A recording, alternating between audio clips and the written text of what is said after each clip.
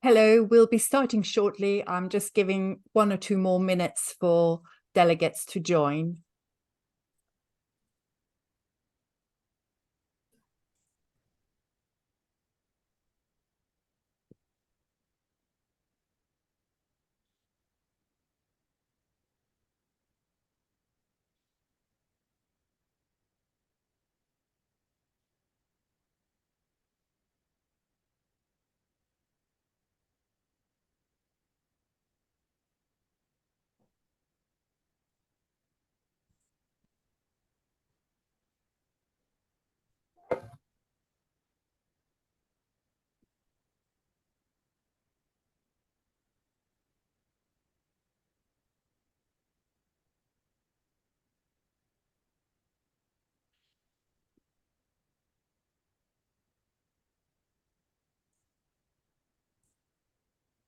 Okay, I guess we'll get started. Hello and welcome to our webinar about the future of global business services, GBS. You'll hear me refer to that term, use that term throughout the webinar and my guests as well. I'm Sarah Burnett, Chief Technology Evangelist at KYP.ai and your host today.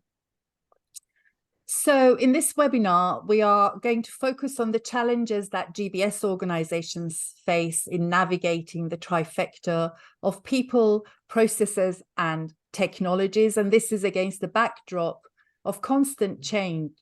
Somebody once said change is the only constant, and they are, I think, absolutely right. Firstly, the pandemic changed the way that people work, with hybrid working, home working becoming quite the norm. And then what we are seeing is a continuous shortage of skills despite the economic downturn in many parts of the world. And of course, we can't ignore the huge march of technology with AI opening new opportunities for everyone. I'm sure you've all used ChatGPT and have seen the phenomenal power that it's offering, it and other generative AI and LLMs offering in terms of the kind of processes that we didn't know we could automate before. And now we do.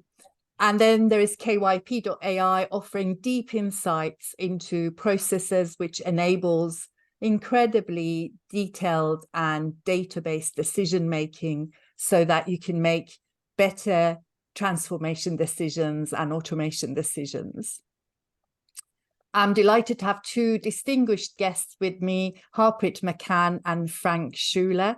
Harpreet McCann is practice leader leading the Service Optimization Technologies research program that is focused on disruptive technologies and how they are impacting global services. These technologies include RPA, Digital Interaction Insights, which is Everest Group's new term for the category that encompasses process mining, task mining, and productivity mining. Process orchestration is another area that she focuses on, as well as artificial intelligence. I'm delighted to have with us Dr. Frank Schuler, who's Managing Director of Global Services Center at DHL Global Forwarding, building on a strong academic foundation of artificial intelligence and business administration, complemented by many years of experience in leadership and business transformation, as well as practical experience in functional finance and IT management. Frank leads the multi-tower global shared services organization of DHL Global Forwarding and Freight. The GBS operates in many locations with more than 4,600 employees. The locations include Budapest, Bogota, Mumbai, Chennai, Chengdu, and Manila, and it is augmented by about 150, robots that are operated by a virtual delivery center in Chennai. First, we'll have Harpreet sharing the key points from some research that she conducted on our behalf, however, independently. And that has culminated in a white paper that she has written called The Future of Work, Navigating the Trifecta of People, Processes, and Technology. I believe you'll all get a copy of the paper. After Harpreet's presentation, I will do a very quick overview of KYP.ai's Productivity 360 platform, and then we'll start the panel debate with Frank and Harpreet. I'm going to leave plenty of time for you to, for us, all of us, to answer any questions that you might have. So please don't hesitate to start posting the questions to the Q&A tab that you should be able to see on your Zoom console. And just before I invite Harpreet to start, just a word about the research. So she'll be sharing some data with us on GBS. And this comes from a very good source, in that Everest Group has a very specialist team that focus on research on GBS, and they've been doing it for decades. So without further ado, I'm going to stop presenting and ask Harpreet to start. Over to you, Harpreet. Thanks, Sarah. Thank you so much. I'll just start sharing my screen.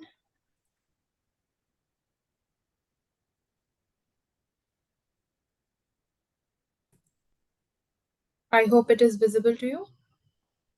Yep. It is, yes.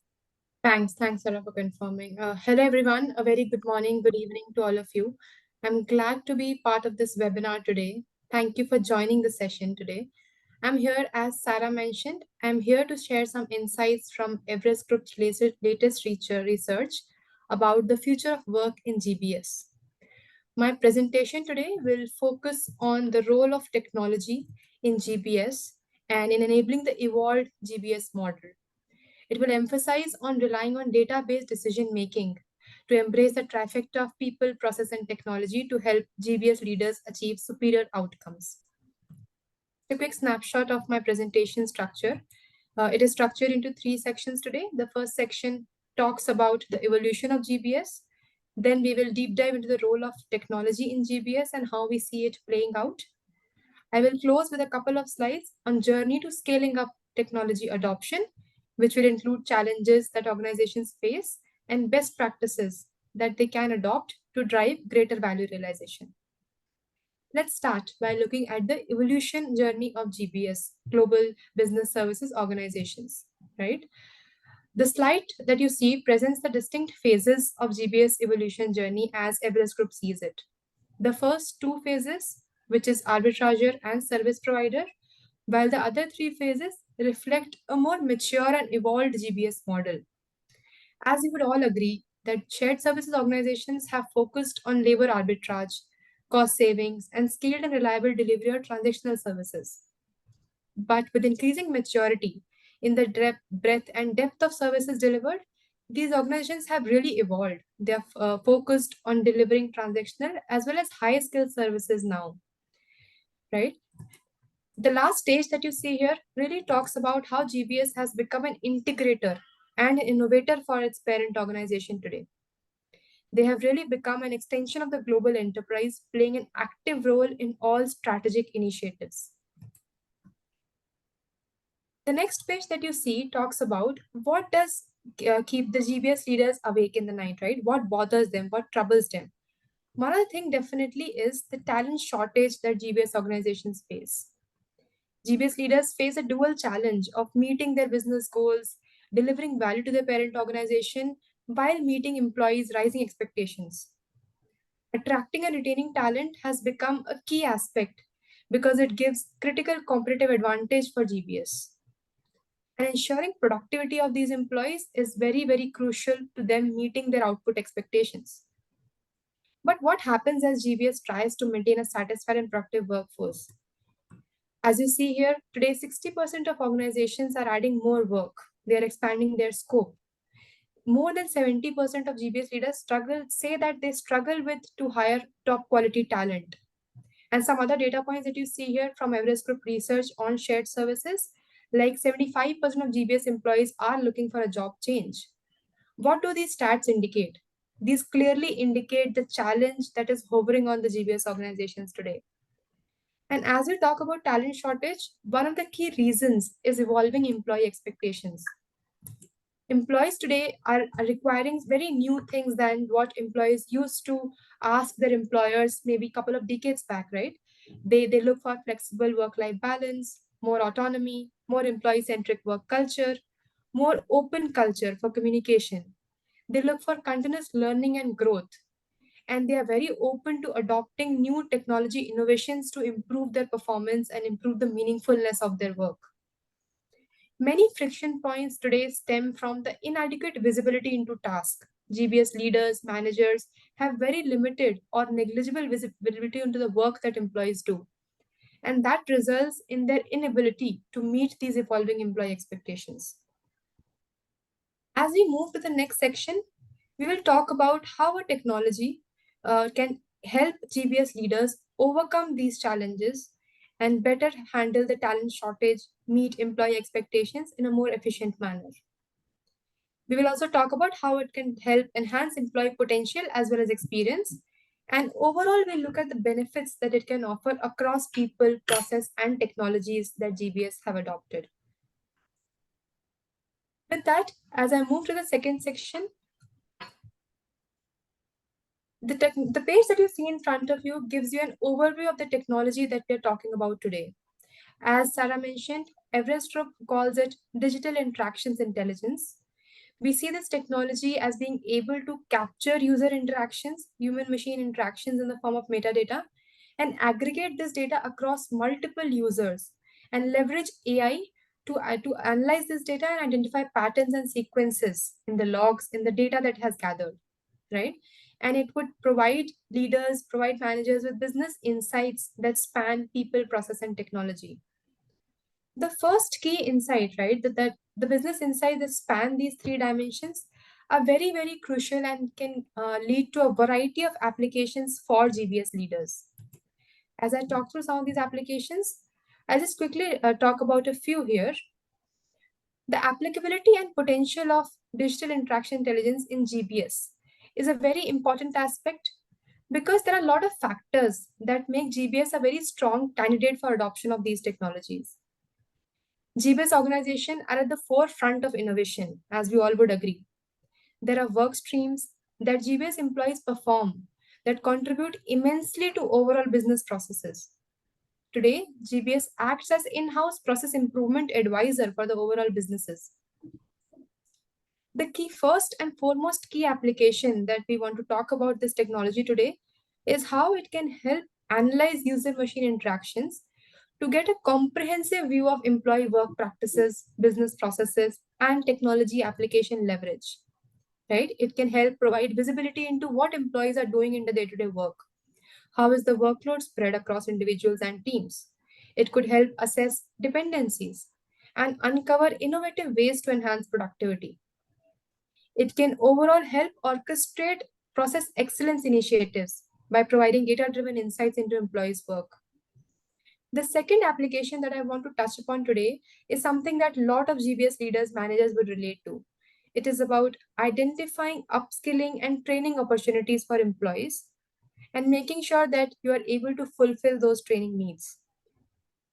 The digital interactions intelligence technology can provide insights, workforce intelligence insights on metrics that can help identify areas for skill development. It could be soft skills, it could be more technical skills, domain related skills. But having this information about individual employees can really foster a culture of data driven talent optimization. It could help identify development needs and help GBS organizations invest strategically in upskilling initiatives. GBS can also do a lot of other applications like identifying new automation opportunities, identifying where technologies such as Gen AI can come to use. So this technology is really an eye-opening thing and will help leaders understand that they definitely don't know it all. We talk about some of the other key applications as I was mentioning, identifying automation opportunities to elevate the focus areas, to free up employees from manual mundane activities. Ensuring that employee performance management is objective and based on actual data. Enabling employees to support their ideas that they come up with, to support their innovative suggestions, help them build a business case. not only helping employees, but also helping the IT organization, right? Aiding CIOs, IT leaders to identify how IT system performance impacts employee work and making sure that they address any application systemic issues that can help improve employee productivity. It can, moreover, help reduce the misalignment between managers and employee. Managers would have a better understanding of what employees are doing, how much workload do they have, how is the work spread, how is their overall work-life balance. As we talk about some of this, I just want to give a quick snapshot of the key applications or benefits of this technology has across people, process, and technology. When I say people, I think we talked about this understanding work distribution, identifying dependencies, measuring productivity, identifying training opportunities. When it comes to process, identifying process inefficiencies, discovering variances in the way employees perform, and identifying those automation opportunities that can be where RPA or AI can be applied to free employees from repetitive work. When it comes to technology, it is about assessing the current landscape, evaluating the impact on employee efficiency, and optimizing the use of applications within the organization. I think this gives you a good glimpse of the overall 360-degree benefits that this technology can provide. As we move to the last section, I want to close by talking about some of the key barriers that organizations face when they try to adopt this technology and some best practices that we have heard from more mature, advanced adopters. When it comes to barriers, I think one of the key aspects here is lack of leadership support. How lack of senior executive support can simply derail these initiatives. And not just senior leadership support, it is also about overcoming internal resistance from employees. Obviously, as this data will be capturing employee interactions with the machines, it will highlight, it will open up new ways to look into employees' work, and there could be internal resistance around it. This is real. Getting approvals from enterprise IT is again a hindrance that inhibits enterprise to adopt this technology. Some of the other challenges include adopting technology in silos, right? Not being able to adopt it in a more holistic manner across different business functions or processes. And last but not the least, when enterprise adopt a technology, they sometimes have unrealistic expectation. They think that technology will change something in a day. And in case of such disillusionment, it can impact organizations' ability to sustain and scale adoption. As we talk about some of these challenges, we have seen some mature and advanced adopters really being able to overcome these challenges and adopt this technology at scale. What have they done differently? They have been able to develop a holistic vision first and foremost. That's the stepping stone or the foundational element. Developing a vision that comprises people, process, and technology, keeping people at the center of it. They have invested into enabling or basically eliminating technology related friction by communicating openly with the employees. Need to make sure that you have avenues, you have channels, whether it be through road shows or through regular communication meetings, where they communicate the advantages, the benefits, the vision of adopting this technology. These organizations who have been able to adopt it successfully have always encouraged data driven alignment between IT and business. Getting IT support is very crucial to get access to the relevant data. One of the very key best practices or success factors that have worked to the benefit of these organizations is building a digital core, building the data strategy around it, building a database digital core, and then trying to secure quick wins based on that by using this technology. Again, data privacy is something, there's no work around it. You need to ensure data privacy and track the data that is only relevant to get the desired insights. And as we talked about unrealistic expectations, clearly defining metrics and KPIs to measure success of these initiatives is very, very crucial.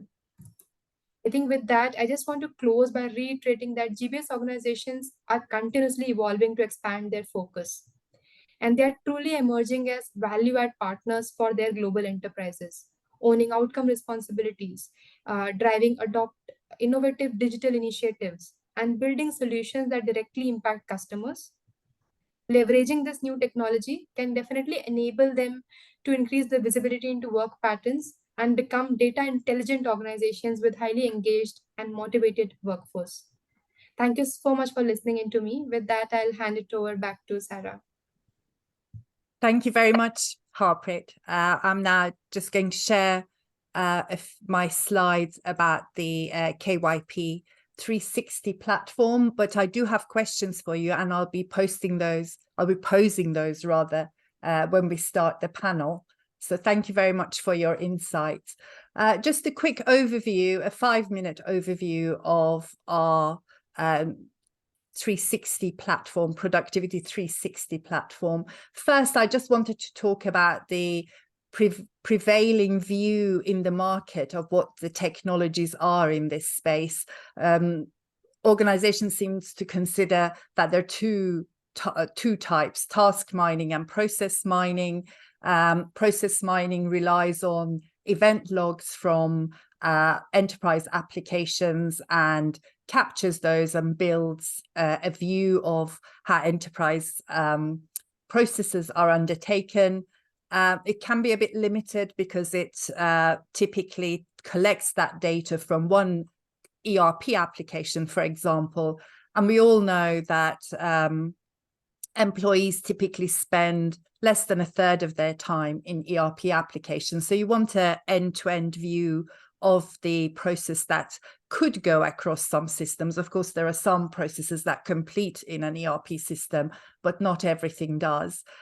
Task mining relies on the interactions between people and their machines, and can capture everything irrespective of what application they're using. We go a step further, really, and this is where we've added the 3 dimensions, the ingredients, the 3 ingredients of enterprise processes. So we look at the people, how they're interacting with their machines, how the technology is supporting them, and the processes that they are stepping through and undertaking. So with these 3 dimensions, we provide a holistic view of what's going on in the enterprise and how work is undertaken. And you can start with one, just one team, look at their processes, look at the few technologies that support those processes, or you can go end to end and bring in the similar views of more teams and more processes and the bigger set of technologies that support them. So you end up with this kind of multiple cubes, if you like, of the 3-dimensional data that provides you with process intelligence. And eventually you'll get you bring the enterprise, you go end to end, you're doing all the major functions of the enterprise, and you get live visibility. And this can be achieved at reasonably fast speed as well. And so you'll end up with what I call the pulse of the organization. So you see that pulsating cube. So you can actually then make live decisions about what is going on. And this leads to this kind of 360 impact, making this 360 impact possible because of the 3 dimensions that I've been talking about. So you go from understanding the variances in your processes and enabling you to increase the standardization and improve the return on investments that you might make in upgrading and modernizing. You can have the technology dimension, whether the technology is performing well enough to support your people and the processes that you need to deliver. It's not unusual for delays in response times. Some of our customers are experiencing quite long delays in the technology coming back to them and responding. And as far as the people dimension goes, of course, highly relevant to this conversation today. So it's about increasing efficiency of the work that they do, enabling them to achieve their own ambitions and goals because they can do better, they can see how they're performing, and the work-life balance improvements that results in better employee engagement and enabling the organization to manage this hybrid work environment better as well. So working from home. And these are just some of the examples of the benefits that you can gain from KYP Productivity 360 platform. Right. I'm just going to stop sharing now and we'll go into the panel debate. And without further delay, really, I would like to bring Frank into the conversation. Frank, my first question is to you. We hear a lot about skills shortages, and of course, without understanding the employee engagement and satisfaction with their jobs, that could actually be compounded. The skills shortage could be compounded. Maybe you could tell us a bit about how you go about and how you achieve business growth in particular, given that there is a skills shortage. Yes, thank you. Thank you very much, Sarah. And hello, everyone. And thank you, Sarah, actually, for inviting me to this webinar today. Yeah, the way we see it, absolutely, there is actually quite a increasing demand for our services to be provided out of our captive shared service center here, while at the same time, we have a shortage in talents and skills. So it is very relevant on how to address those two opposing components. The increasing demand is very much, I think, which we need to address also with the drive for productivity. In the end, shared services, all what shared services is about, to drive up productivity, meaning actually to drive out more output with the same input, same resources, more output, more tasks, more services to be provided. The question is, how can you do so? And the question is actually on how can you find then also and attract still the right people for such an environment? How to do so? I think there are tools like here KYP can help us very much, and we will talk about that in more detail. How we can attract actually our talents for that is, for me, first of all, I think we need to develop and to utilize a strong brand for actually shared services. We need to come across also as an enabler, as a technology company, as a company which is utilizing actually data for the better of our people and our customer. I do believe that we attract the right talents by making our work more meaningful and to provide really a tangible purpose. I strongly believe in a purposeful organization, a purposeful drive. So we at our DHL, our purpose is connecting people, improving life, which is actually a very strong component for our employees to join us and to actually deliver our services day by day at an absolutely excellent level. And last but not least, I think it is also about developing then the talents which you have to provide a comprehensive and consistent development approach, a learning development environment. We call that an academy, where you have a comprehensive learning curriculums for the different roles which you need. Thank you, Frank. There's a lot there to explore. Can I pick on one topic that you mentioned, which is using technology like KYP.ai to improve the employee experience and performance? Maybe you can elaborate on that and give us some examples from your experience. Yeah, sure. Very happy to do so. So what we have seen in your presentation before, and Harpreet also on your presentation, it is very much about people, process, and systems, right? And KYP actually helps us in getting more transparency on that. If I look at the people side, what is their key for us? One example, besides other KPIs which we are looking at, is for me is the productive hours. With KYP, we measure actually how many hours our employees are on the productive systems. Now that helps us to understand better on how many productive hours can I actually utilize of a working day of an individual, of an employee. Now, putting that into context, you might have maybe 8.5 hours working hours contractually agreed with your employee. Well, you need to acknowledge there are other things which need to happen during that time as well, right? So maybe your productive hours out of those 8.5 hours are only 6 hours where people can really be working on the system. For the remaining time, they need some time out, they need meetings, they need to do training and development, certainly also some hygiene breaks, whatever. Now, KYP enables us to actually keep that right momentum. Certainly for times where it is really critical, where we have maybe some business issues, we might ask our employees to spend more than 6 hours in productive systems. We might reach actually up to 7 hours or 7.5 or whatever. But that comes with the fact also that this won't be sustainable. So now it helps us actually to manage the right level and the right balance of utilizing the working hours in a full working day as we should.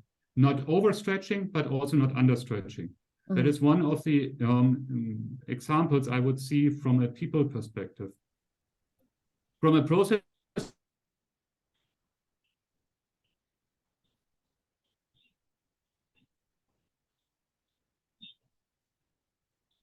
I think we have a little disconnect there with Frank. I'll just wait a couple of seconds, and then if not, I'll continue with you, Harpreet, with my next question to you. Sure, Sarah.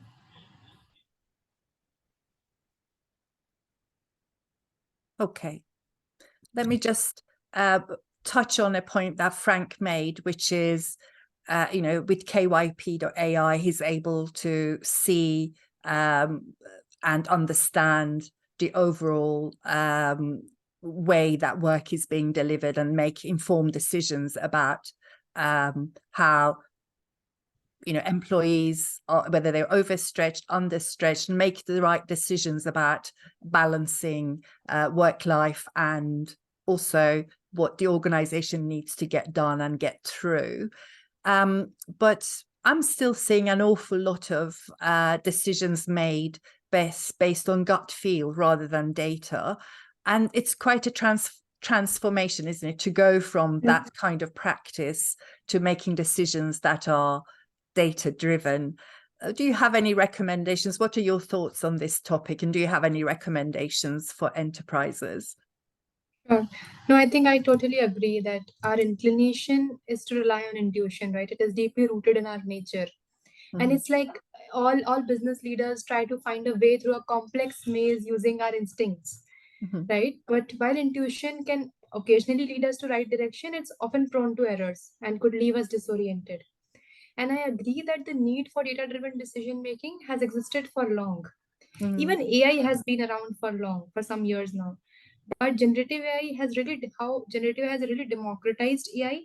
I think technologies like task mining, digital interactions intelligence, really enable or make that data-driven decision making more democratized. It can help take evidence-based decisions, right, to overcome the pitfalls of intuition. And these technologies can aid across multiple aspects, as Frank was also mentioning, right? Employee training, compliance, performance benchmarking, and understanding how work is actually being done, and identifying opportunities to improve across people, process, and technology.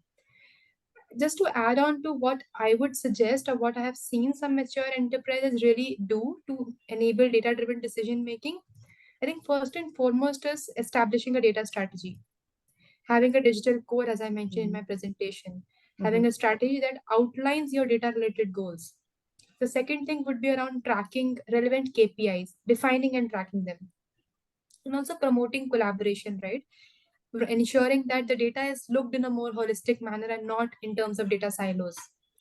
I think one thing that I've seen really very few organizations do, GBS and other organizations, encourage the use of database storytelling. I think this is something that can really help overcome or manage the change that such technologies bring within the organization. Ultimately, as I said, understanding and knowing that you don't know it all, I think, is the key to enable data-driven decision making. Thank you very much, Harpreet. Frank, welcome back. just coming back to you before you lost the connection. Is there anything else you'd like to add? You were answering the question about using KYP.ai to improve the employee experience. Is there anything else you'd like to add?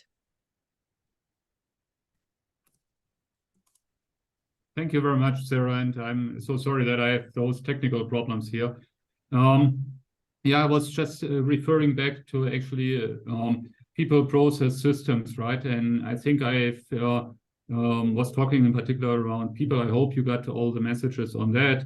But on the system side, KYP, on how that helps us actually to improve our employee experience is with KYP, we can now do also process mining topics. We can do process discovery.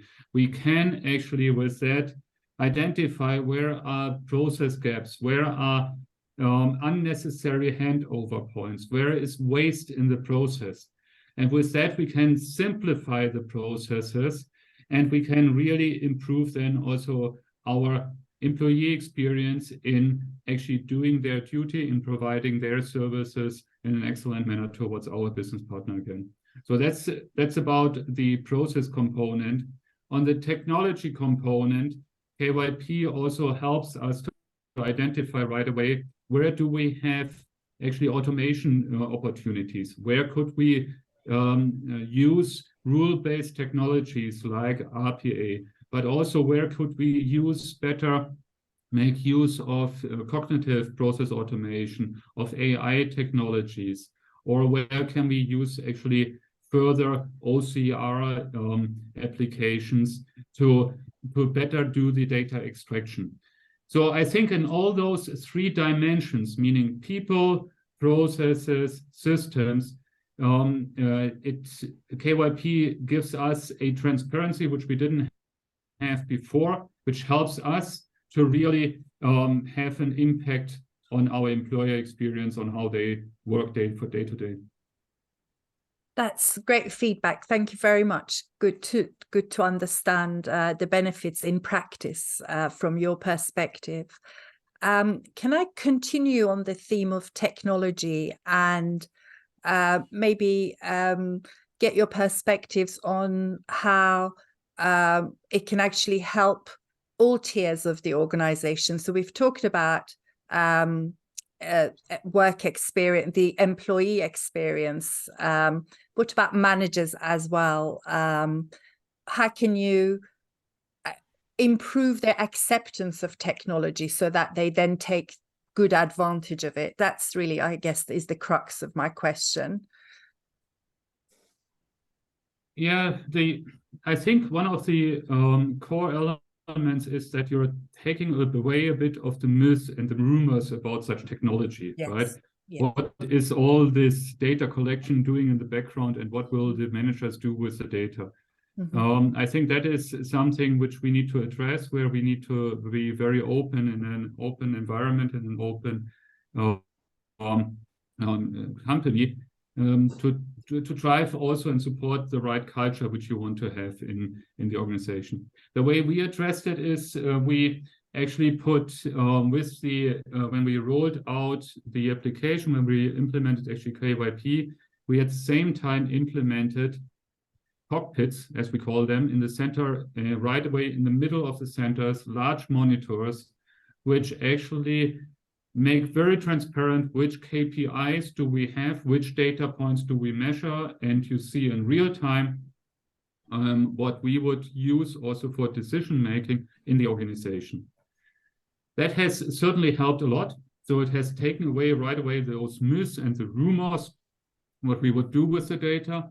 Mm-hmm. And then further, also in the sense also of database storytelling or database decision making, we actually bring our senior management teams in the centers together to actually hold our performance dialogues in front of those monitors again, and really go through the different views which we have, and then to also detail down if there are some certain points and they need to dive deeper into the data. And as we are doing that in the middle of the center, everybody can see that, and it is very transparent.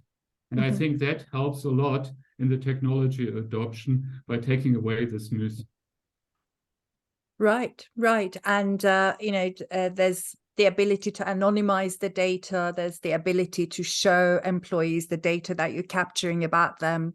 And as you said, actually being quite transparent in what the data is being used for, and, allowing employees to judge for themselves where they are in their peer group so that they can improve their own performance without seeing the names of the other team members, but actually understanding how they can achieve their own objectives. That's brilliant. Thank you. This is actually a question that has popped up in the Q&A, which is about data privacy. So I hope we've answered that question. Harpreet, you talked about GBS as an integrator, and also because of their maturity of adopting technology and modernizing and taking on more processes, being innovators as well. Can you tell us a bit more about that, how they become this kind of innovator organization, how they develop that culture? Sure, Sarah. I think, as I said, as GBS organizations moved from arbitrager to integrator space, they have really shifted their focus. There is greater focus on end customer experience. There is focus on innovation, on revenue growth.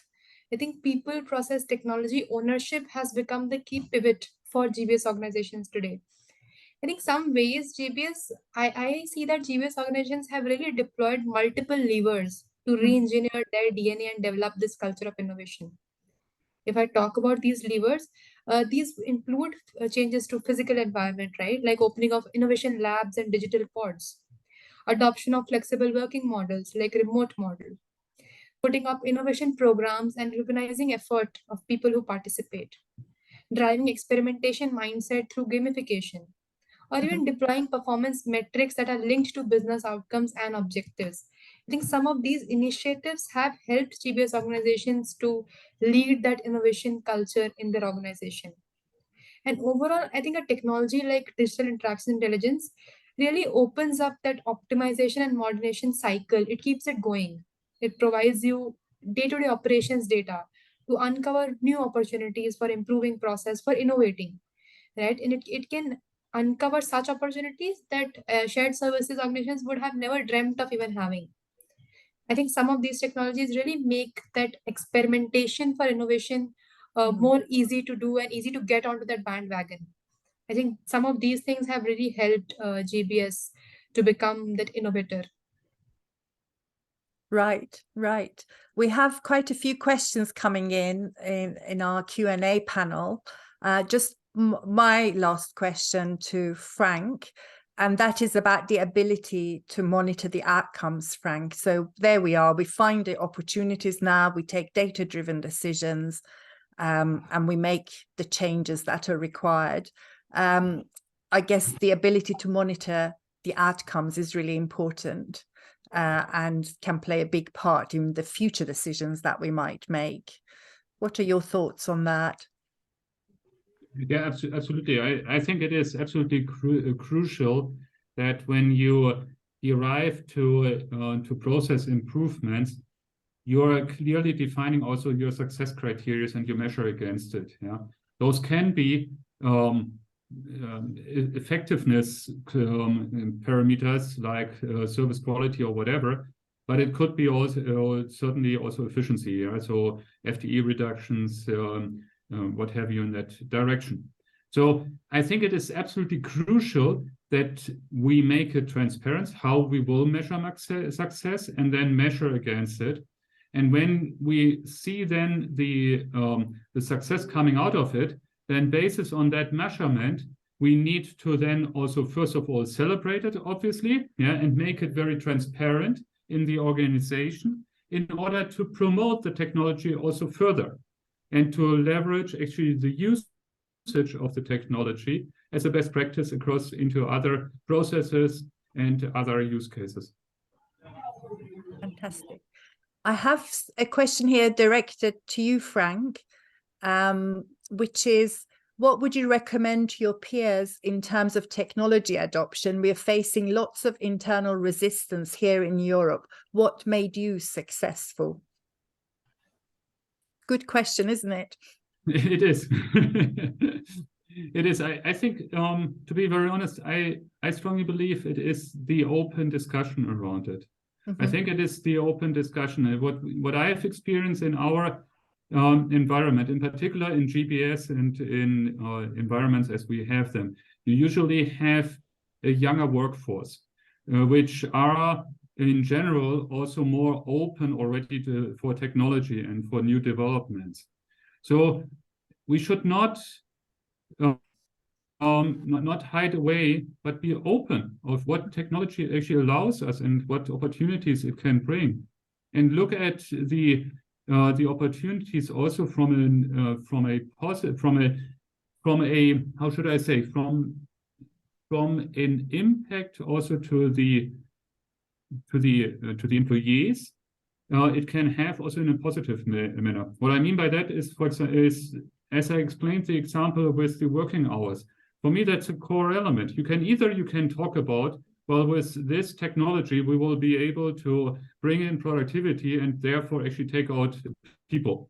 That would be one side of the story. But you can also speak up and say, with that technology, we will be able to ensure that you only have 6 hours productive time, and we will utilize 2.5 hours for training, for meetings and everything else. So we bring in transparency, and we safeguard those 2.5 hours that you have this spare time every day. So it's a bit of a different manner. You're saying basically the same, but you're addressing it differently. So you need to put your change story actually into the right perspective. Yes, so it links to your answer earlier about, transparency and communications, etc. Yes, very, very valuable insight. Thank you. Harpreet, I have a question for you. I'm not sure I understand the question. I hope you do.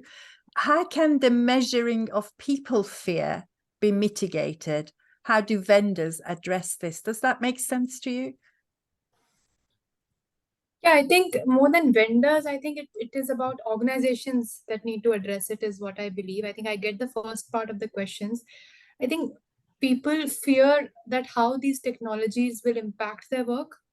The primary reason and the cause of it is lack of communication. The vision or the mission with which organizations adopt technology is often not communicated to the end employees who get impacted by it. What I have seen organizations, enterprises do is, I think, like I said, more proactive communication and identifying the right change leader, right? For example, in a lot of cases, just coming in a town hall from the CEO might not make a difference, but coming from your own manager, right? Coming from your own business head might make more of a difference, might make it more tangible for employees. So I think including BU heads, including end managers into this change management program, into this proactive communication has helped organizations overcome people's fear. I think, unfortunately, we have reached the end of we're already over time. We were just going to do 45 minutes, but there's just one last question I would like to ask Frank, and that's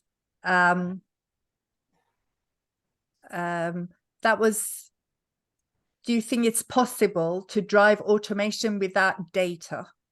We are trying our citizen developer program, but the ROI is not very impactful.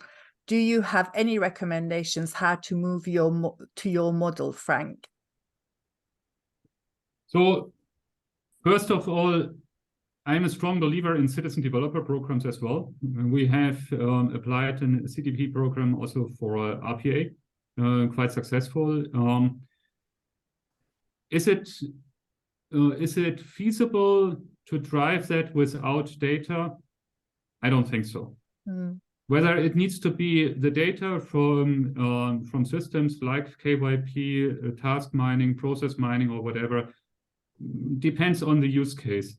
But in the end, if you're also looking at all the Six Sigma toolboxes and so on, in the end, you need certain statistics.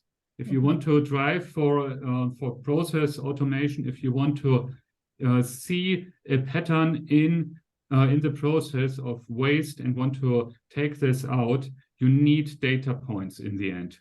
And so you need to collect data points, and that can be in a spreadsheet. It can be also manually done whatsoever. Certainly modern systems help us, but you need some kind of visibility, transparency. Otherwise it becomes very cumbersome to improve a current process. Thank you very much. With that, I'd like to thank you both, Harpreet and Frank, for your insights and for sharing your experiences and thought leadership with us. Thank you very much. Thank you very much to all the delegates who joined us and for your great questions. I'm very sorry we haven't got around to answering all of them, and maybe we'll be able to get back to you offline separately. Thank you, everyone, and goodbye. Thank you. Thank you. Thank you.